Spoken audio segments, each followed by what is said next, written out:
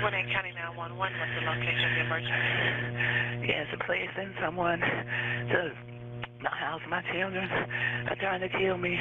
2015년 9월 5일 아침, 조지아주 기넷 카운티에서 한 여성이 혼란스럽고 절망적인 채로 911로 신고를 해옵니다.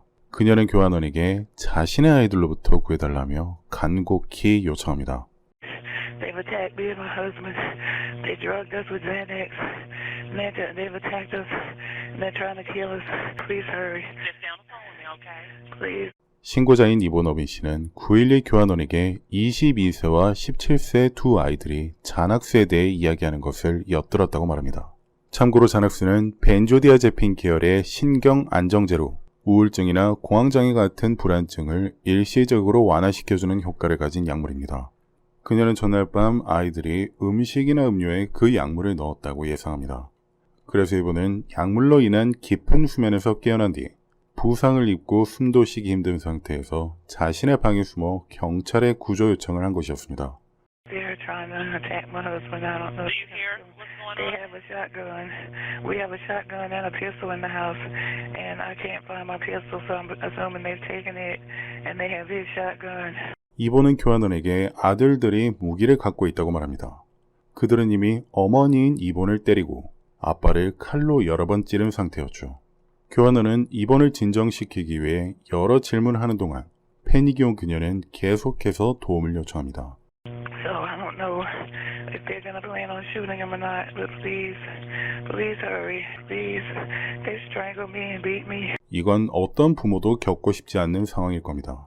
부상을 입었고 약물에 중독되어 있는 상태에다가 아이들이 왜 이토록 잔인한 공격을 한 건지 알 수가 없는 상황을 말이죠. So I don't know what's going on. Say it again, ma'am. I can't hardly hear you. I said I don't know why they've done this. I really don't. I guess they assume they want the insurance money. I'm not sure. 이렇게 설명하고 있던 이본의 분위기가 갑자기 바뀝니다. I just heard them say, "Where did Mom go?" They headed upstairs now. 그리고 곧 몸싸움을 하는 듯한 소리가 들려옵니다.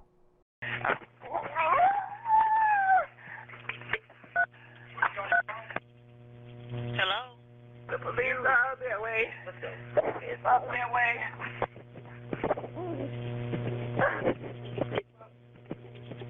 Hello? Hello, Yvonne? Hello? Hello, Miss Yvonne? Hello? 이렇게 이본의 전화기에선 30초간의 침묵이 이어진 뒤 통화가 끊어집니다. 그렇지만 다행히도 경찰은 이미 어빈 가족이 살고 있는 고급 주택가로 출동하고 있는 중이었습니다. 그리고 경찰이 그곳에 도착했을 때 집안에서는 위험이 느껴질 정도로 진한 가스 냄새가 풍겨져 나왔습니다. 바닥 카펫에는 불에 탄 흔적이 있었고 차고에 있는 차량은 부서져 있었으며 그 바닥에는 피가 고여 있었습니다. 그 피의 주인은 바로 옆에 쓰러져 있는 아버지인 제커리 어빈 씨로 예상할 수 있었죠. 등에는 칼로 찔린 듯한 상처로 심각한 출혈이 일어난 상태였고 어머니인 이보는 2층 침실의 침대 옆에 쓰러져 있었습니다. 그리고 이 난장판을 버린 것으로 예상되는 두 아이들은 집에서 발견되었습니다. 한 명은 차고에서, 다른 한 명은 위층 욕실 바닥에 누워 있었죠. Their names are Chris and Cameron Irvin. Your name is what? Chris and Cameron Irvin. 크리스와 캐머런은 경찰에 체포된 후 연행되었으며 따로 신문실에 들어가 형사를 기다리기 시작합니다. 그런데 그들의 태도는 완전히 다릅니다. 형인 크리스는 심각할 정도로 스트레스를 받은 상태였지만 괴로워하는 모습은 보이지 않았습니다.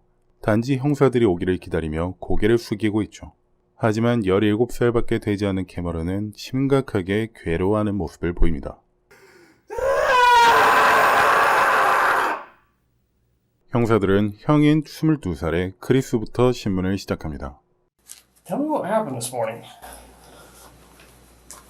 I'm not really sure. I remember it smelled like gas in the house. That's it. I woke up, it smelled like gasoline. What'd you do after you smelled that? You remember what happened after that? What happened to your face right there? I got hit with a gun. Who did that? I have no idea. 크리스가 아직 대화할 준비가 되지 않은 것 같아서 형사들은 다른 방식으로 접근합니다.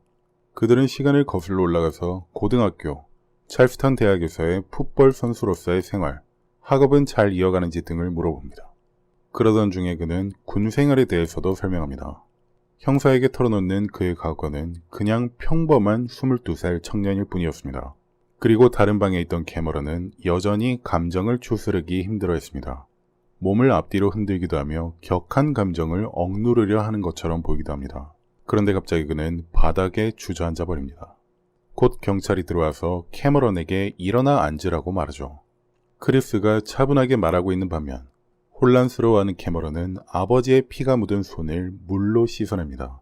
아마 그날 아침에 저지른 일에 대한 기억은 17살의 캐머런에게 견디기 힘든 것처럼 보입니다. 그런데 두 아이들이 함께 계획하고 실행에 옮긴 거라면 왜 캐머런만 이렇게 괴로워하는 것일까요? 그리고 형사들은 크리스와의 대화에서 이러한 범행을 벌일 만한 동기를 밝혀내기 위해 점점 범위를 좁혀가기 시작합니다. You got a girlfriend or anything? No, sir. No girlfriend? No, sir. So you moved back home a month ago, a couple weeks ago? 이제 형사들은 고등학교 학창 시절에서 사건이 일어난 최근까지 접근했습니다. 아마 곧 동기로 볼 수 있을 만한 얘기를 꺼내놓지 않을까요? Yes, sir. A month ago, maybe? Yes, sir. Get your own. It's the same house that you grew up in, basically. Yes, sir. Well, tell me about your family, your parents. You always get along with them? No, sir. No. Anything in particular? Like, were they strict or I mean, anything about your parents, like your mom. Was she a stay-at-home mom or she worked too? She worked too. What kind of work did she do? Computer programming. 신문이 시작된 지 35분이 지나자 크리스는 처음으로 동생인 캐머런에 대해 언급합니다. When you were growing up, did you ever get in trouble or anything with them? Like running away or anything? No, my brother ran away though. Your brother did? Were they abusive or anything towards you guys? I mean, any kind of way when you were younger? 크리스는 이 질문에 대답하기 전에 잠시 주저합니다. I was the one that was like always just, I guess, kind of took everything. 크리스는 동생이 자신보다 더 예민한 성격이라 묘사합니다. He, on the other hand, is, I would say, a little bit more fragile. And I don't know, one time him and my dad got into an argument. My dad slapped him right in the face. And I mean, he slapped me before too, so it didn't really bother me. But my brother slapped him right back. And all hell broke loose. And then he ended up running away. I had to call my friends to help me find him. And the police had to find him and escort him home. 크리스의 이야기에서 보면 그는 동생을 보호하는 역할을 했던 것으로 알 수 있습니다. 그리고 신문이 계속되면서 크리스는 부모님의 행동이 가정에 적대감을 불러일으킨 것이라 주장합니다. That was probably my freshman or sophomore year in college. So about 2 years ago. He was in high school already, my brother. I mean, but ever since then, it's just, our house is weird. My dad, he was pissed when I decided to not play football anymore. Or, I mean, it really wasn't my fault, but whatever. So, I mean, ever since then, like, I don't know, communication is just weird. Well, that's what I want to get to. I know it's never what it looks like. It never is. Just because of what happened. Unfortunately, in our line of work, you get so cynical to where it's helpful because you know not to believe the first thing that you hear and to look further. And that's what we want to do. And I can tell that there's more going on here than what it appears. But we don't have any way to know other than if you tell us. And if we have the whole picture, it makes everything more understandable to everyone. Because everyone's going to draw conclusions right away just from what they see. And that's wrong, but that's what people do. We're not going to, because like I said, unfortunately, we see it so often, we know that the first thing we see is not it. Clearly, and we can hear your brother, he's very upset. And I hope to God when we go in and talk there that he will tell us the full story. And that's what I want. That's what we want. We don't want to have anything happen that doesn't need to. And we're gonna do a full investigation. We're gonna check everything. We're gonna check like cell phones, and we're gonna check records and everything. But if you can give us some guidance from the beginning of exactly what happened, the courts, the district attorney, everybody takes that fully into consideration, because it can't be what it just looks like, because that doesn't make any sense. If you would just help us understand the whole picture, that's all we want. Have you ever, I think, collectively,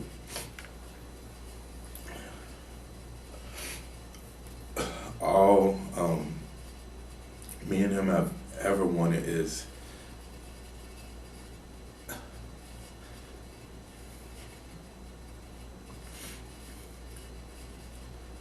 just like their approval.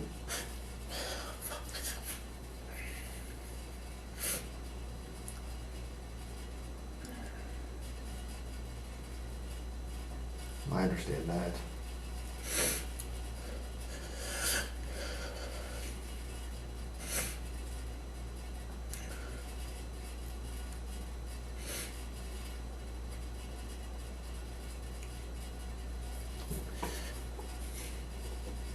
Until I went to college, I did everything that my dad wanted me to do, because we didn't have a relationship. We did it outside of football. That was it. I mean, when I got to college, I realized, I don't even like football like that. I don't want to be at a school. I'm just here because my dad wanted me to play football. I decided that, okay, I don't want to be in Charleston anymore. It's 7, and I don't know if you're thinking about Charleston, South Carolina, because a lot of people get that misconstrued, but it's Charleston, West Virginia, which is like 8 hours away. Yeah, I thought South Carolina. It's like 8 hours away. I was going to school, working, playing football, and I was just stressed. So I was like, I can't do that.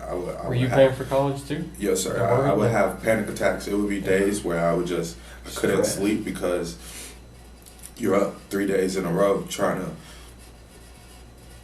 to get all your work done.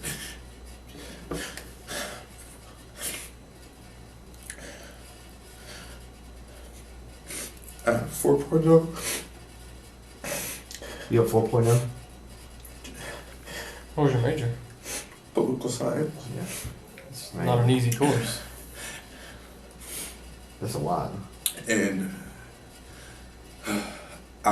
the reason why I left and went to Valdosta was because they were going to offer me more scholarship money to where I wouldn't have to work. My dad didn't want me to leave Charleston. But I was like, I can't do this anymore. I can't. And then when the scholarship with Valdosta fell through, I had hope, so like school was still paid for, but I mean, I wasn't playing football anymore. And like I said, that was really kind of the only thing we connected on.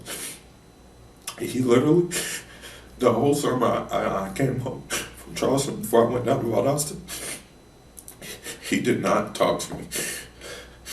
Every time he looked at me, it was like, get out of my face, like, why are you here?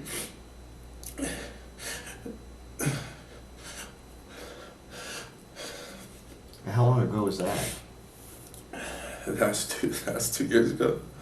3, 4 years. That was my freshman year. I don't know how long ago my freshman year was. 3, 4 years ago. Has it been that cold since then? Yeah. So I ended up, like I said, I was at Valdosta. The relationship really did improve.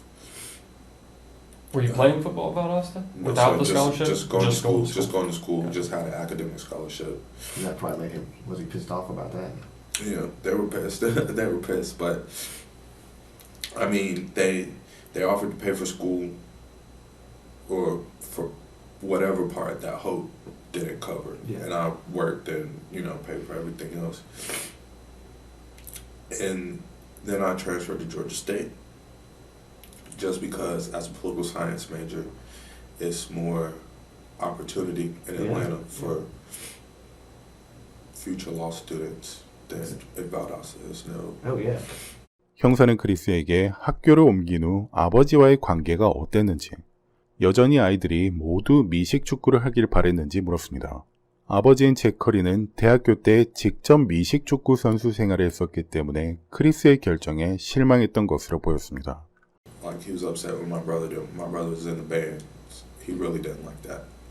He was like, he'd make fun of him. Didn't want to go to his performances, type things like that. You know. You would make fun of him too. Yeah. So, come back home, Georgia State is a little bit more expensive. My parents,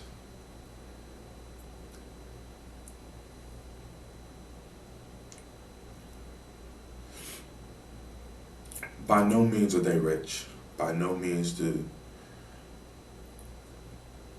they have, all of the. In college, you meet a lot of people with a lot more than you. Yeah. And that's okay with me. I have friends with trust funds and and their parents have secretaries and they drive brand new Maseratis and stuff like that. And that's cool. But my parents don't have that. They do have, but they've showed me how to do a budget. They've showed me how to work with their budget. And when I first went to Georgia State, they told me we will pay X amount of money for your school.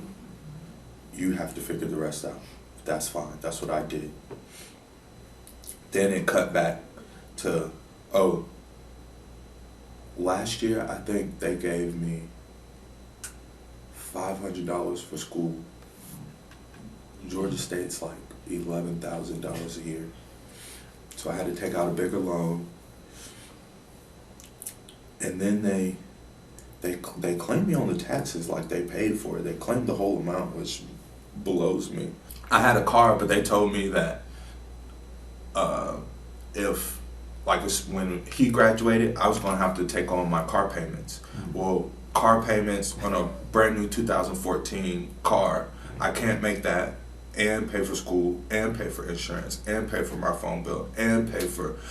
지금까지 크리스는 용사에게 부모님을 공격한 동기가 될 수 있을 만한 3가지 요인을 말했습니다. 첫째, 크리스는 동생을 보호해야 한다고 느꼈을 겁니다. 둘째, 크리스는 부모님의 인정을 받지 못한다고 느꼈고, 이에 따라 주로 아버지의 실망을 받는 입장이었습니다. 셋째, 크리스는 엄청난 스트레스를 받고 있었습니다. 마지막으로 말했던 돈 문제 때문이었죠.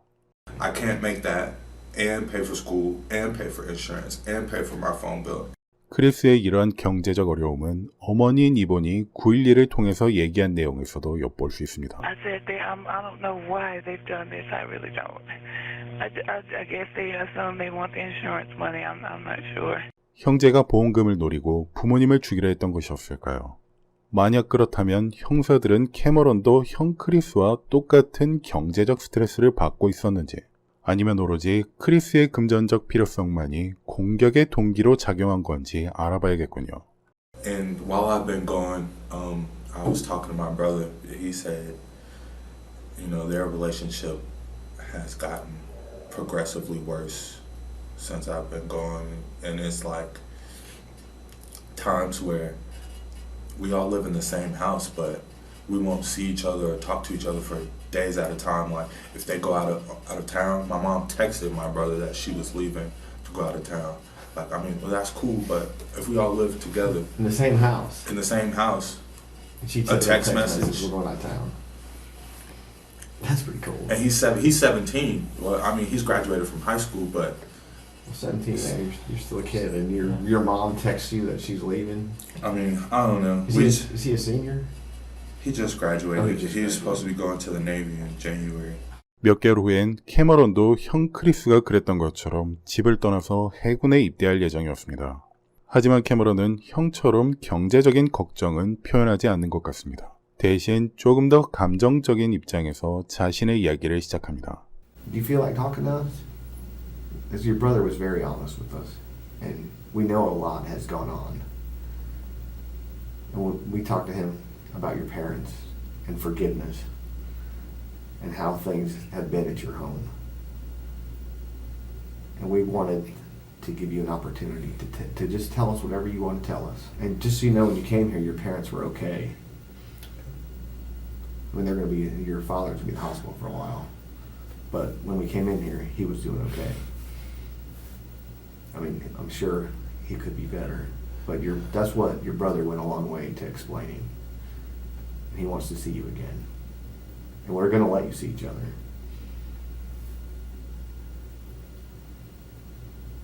That should make you feel, does that make you feel a little bit better? I think it does. He told us about growing up at your house from his perspective.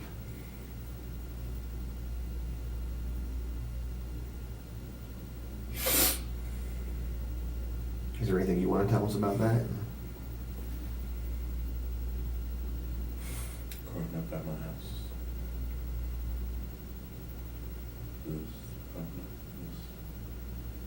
Sometimes it was easy, sometimes it was very hard. Why is that? I mean, I know I get out of control sometimes, and I have to. He told us he felt like your dad never treated you very well because you didn't play football. Did you feel like that? Played football when I was younger. When I quit, he acted like he didn't want me to be the son anymore.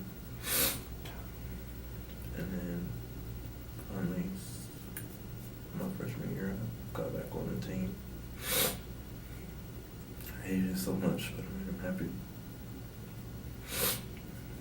But I love music, and when I got back in band, I wouldn't even come to the game sometimes. He told us one thing. He said that once your family was going out, your parents were going out of town, and they sent you a text to tell you. Yeah. How'd that make you feel? I knew how it made me feel when I heard it. Is that kind of symbolic of the way things were? Yeah. Have you ever heard the song Super Rich Kids by Frank Ocean? I haven't. No. Super rich kids. Too many bottles of wine they can't pronounce. Too many white lies and white lines. Super rich kids with nothing but fake friends. Super rich kids. That's what my life was. I saw my parents 3 times a week if I was lucky.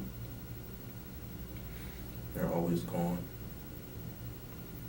When I do see them, sometimes they're excited to see me, but sometimes they're just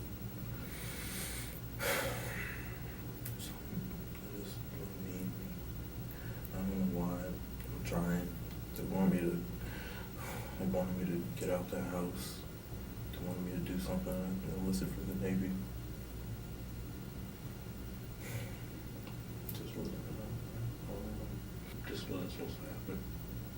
He told us that y'all turned the gas on last night, and it just didn't work. I told you we did it. No, he just kind of said the gas. He was kind of vague, but that the gas was turned on and put candles out. 캐머런은 우리라는 단어를 강조하면서 두 형제 중 한 명이 이 범죄에서 더 작은 역할을 했다며 암시하고 있습니다. 그러나 캐머런은 크리스가 이미 형사들에게 두 사람이 함께 범죄를 저질렀다며 말한 사실을 모르고 있는 상황입니다. We are going to let you see your brother today. Just, can you tell us what happened? Honestly, we just wanted to blow the house up. To start over the house, we're missing so many bad things. Mm-hmm. Blow the house up and start over. But it didn't work. We waited all night and it didn't work. And then we were like, well, the whole house smells like gasoline.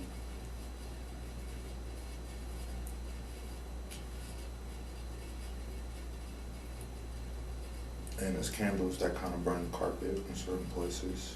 Mm-hmm.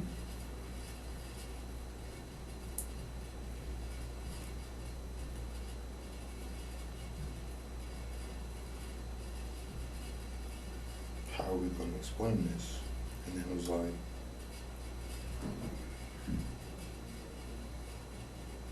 well, it's too late now.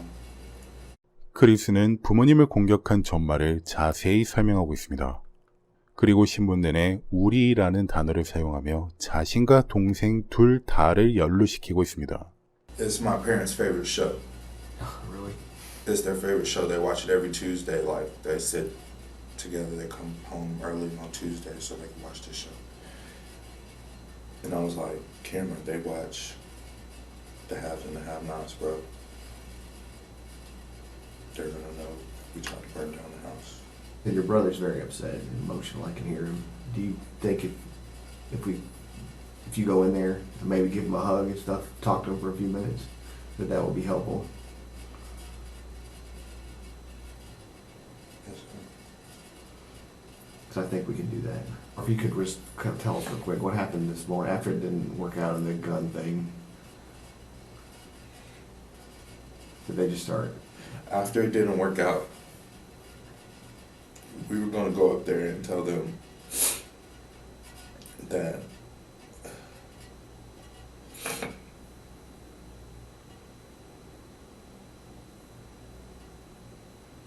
somebody broke into the house and we needed to get out. But then that didn't seem like a very believable idea. So we were like, we kind of already started this. We gotta finish it. We thought asphyxiation would work. And it didn't. And then we kind of started fighting.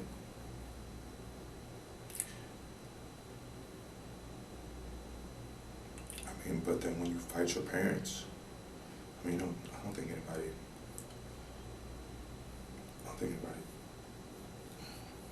Imagines that.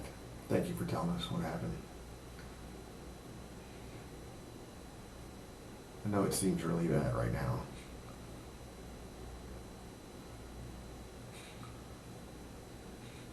But things are going to work out.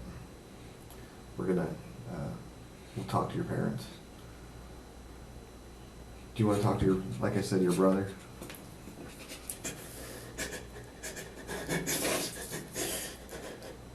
형사들은 형제가 제외하기 전에 캐머런의 진술을 더 듣고 싶어 했습니다. 그리고 그의 진술을 통해 크리스가 그리는 사건의 내용과는 매우 다르다는 것을 알게 됩니다.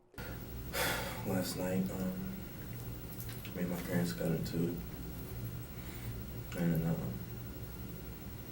me and my dad, both got these horrible tempers, and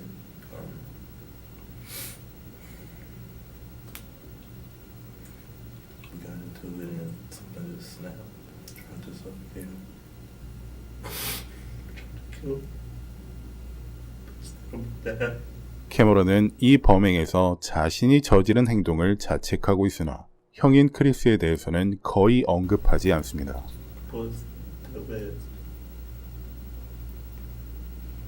So is that not right what your brother said? Y'all started fighting last night?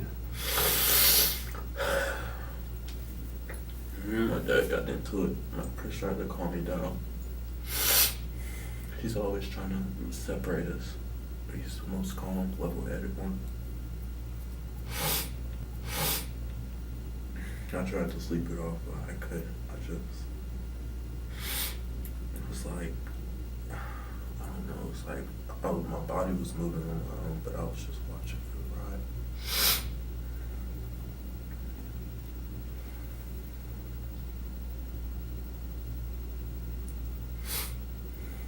I grabbed the gun.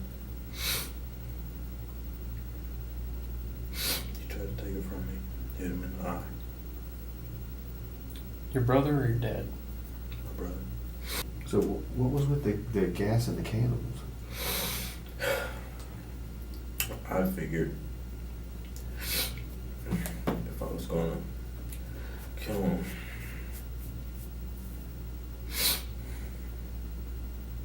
I might as well just cover the evidence. So I turned on the gas, tried to light candles, packed a bag.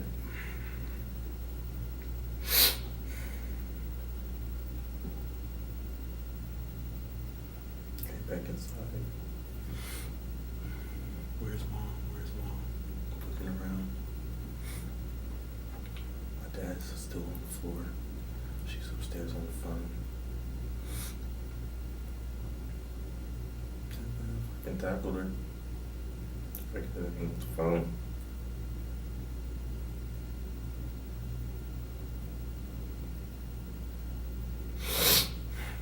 Joker. Tell us their favorite show was The Have and Have Not.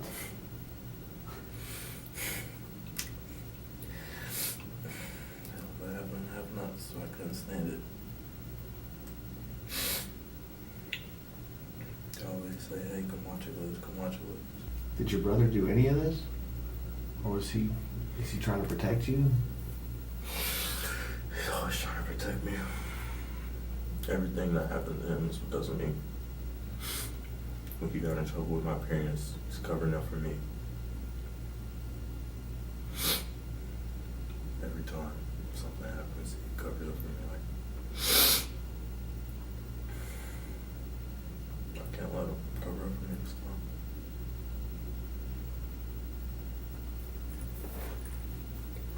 So did he help you turn on the gas and put the candles out? You know, I did that all myself. But you turned the gas on last night? Gas on this morning. This morning This too? morning. Because the way he was telling it seemed like he was involved with the thing.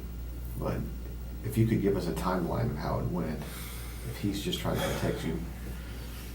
About, let's see, got into it last night. Me and my dad, before they went to sleep, they got home from a football game. It was about 11 or 12.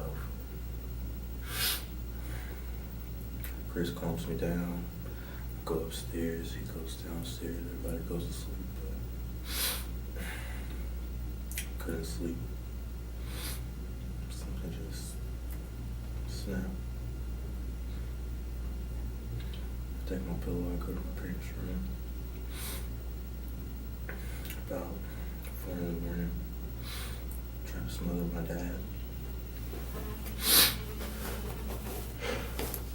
I smothered my dad. My mom wakes up. She tries to pull me off of him. It hurt. My dad tries to get back on me. But I know where he keeps the shotgun. So I go for it. 캐머런은 형인 크리스가 형사들에게 언급했던 경제적 어려움에 대해 전혀 언급하지 않았습니다. 그리고 이 범행에 대해 전적으로 책임지겠다고 말하지만 진짜 동기는 밝히지도 않습니다. Grab the next one, I just stab him, kept stabbing him, kept stabbing him, kept stabbing him, kept stabbing him.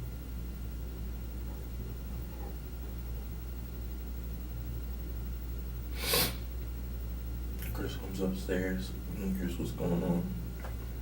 He tries to pull me off. I hit him with the shotgun. He goes down.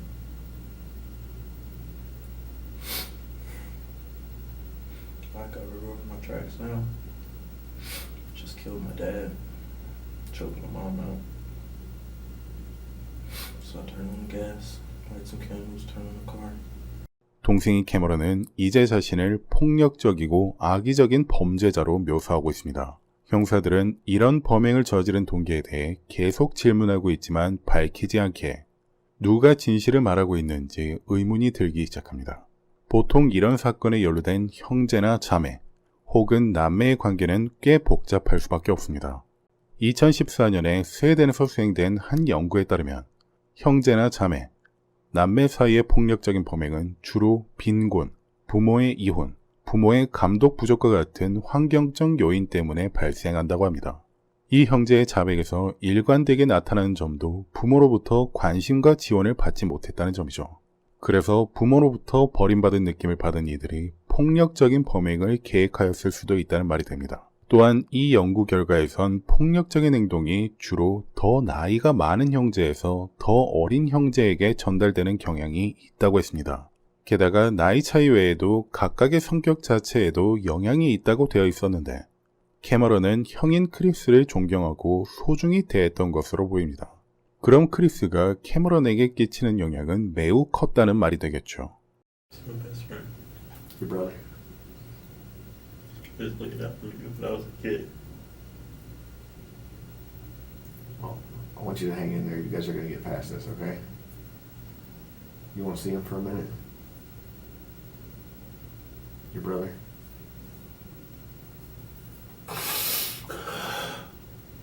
마침내 용사들은 형제가 만날 수 있도록 허락했습니다.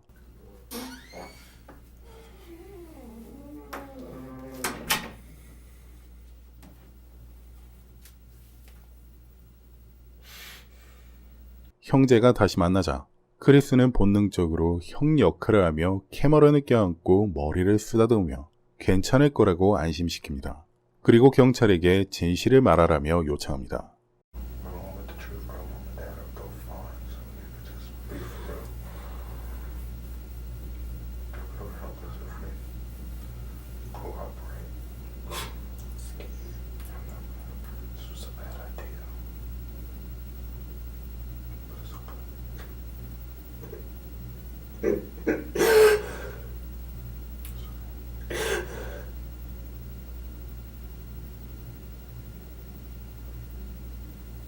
Just tell me the truth, bro. That's it. You made a bad decision. That's alright though.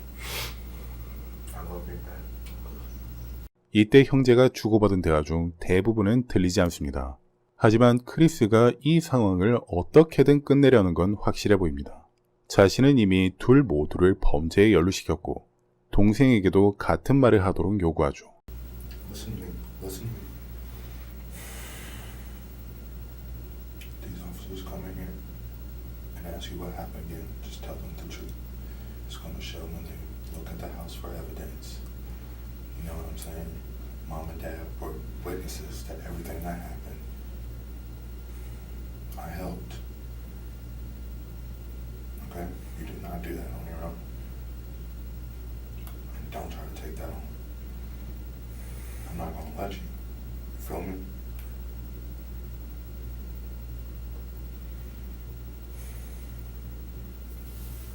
So, like I said, just keep it 100 when they come in and ask you. They're probably gonna testify against us, but at least it's not gonna be murder.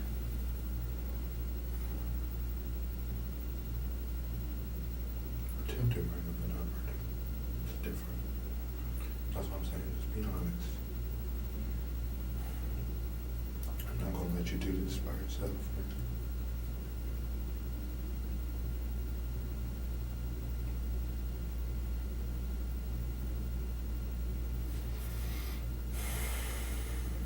You feel me?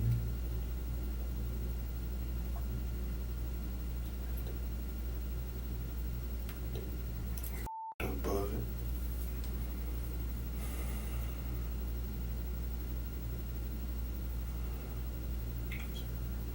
Put it together. Yeah, that close it.